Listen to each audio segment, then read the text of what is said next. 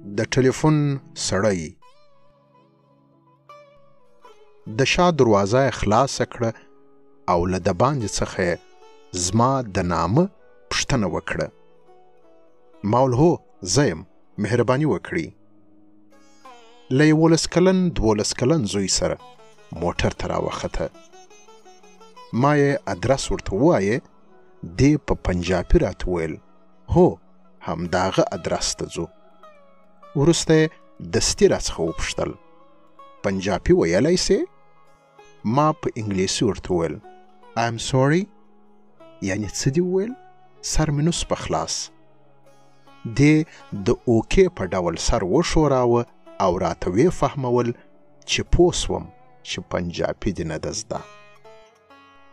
د زوی چې یې لاس تازه په ګچو کې ورتړلی و، د سیټ د کمربند یا سیټ بیلټ په تړلو کې ورسره کومکي سوه.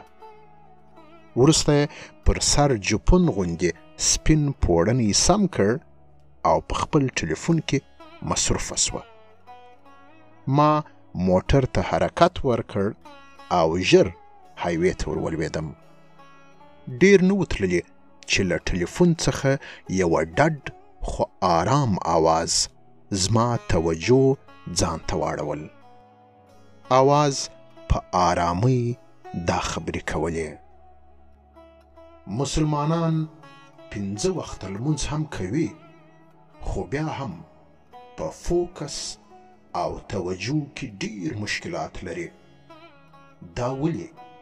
دا ځکه چې دوی دا عبادات صرف د عبادت لپاره کوي او د ځان د بدلون، آرامۍ او د شانتۍ لپاره یې نه کوي. عباداتو کې که فوکس او توجه نه وي نو هغه پر روح او روان هیڅ تاثیر نه کوي. د سړي خبرو ماته د قرآن افلا یتدبرون را په یاد کړ. وروسته ډډ او خواږه آواز د کبیر څو شعرونه په خورا خوندور انداز وویل او په همهغه انداز یې خپلو خبرو ته داسې ادامه ورکړه: تاسو پوهیږئ په دین کې جبر نسته. په مسلمانانو کې چې څوک روژه ونه نیسي نو پر هغه نفر قیامت جوړ کړي. هر شی چې په جبر سي وہ من سے نہیں ہوتا. هغه کار له زړه نه وي او زړه ته لار هم نه مومي. همدا علت وي چې د نوموړي کار اثر هم کم وي. د سړي خبرو ماته یو ځل بیا قرآن را یاد کړ: لا اکراه فی الدین. له ښځې مې د ټلیفون د سړي د نامه پوښتنه وکړه. دا پوه نه سوه او زوی ته وویل چې دی څه وایي. زوی یې زما پوښتنه ورته ترجمه کړه. دې د سړي نوم را وښاوه: سند سنګ مسکین.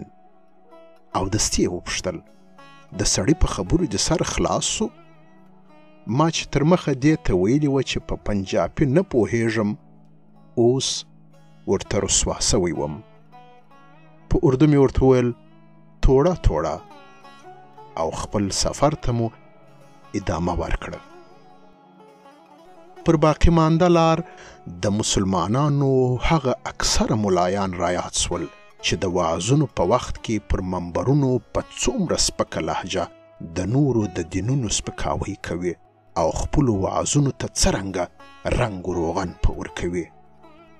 د ټلیفون د سړي ذهانت ته مې پام سو چې په څومره مهارت د خپلو پیروانو زړونو ته داخلیږي او هلته کار پر کوي. د وطن حالات مې سترګو ته جګ ودرېدل.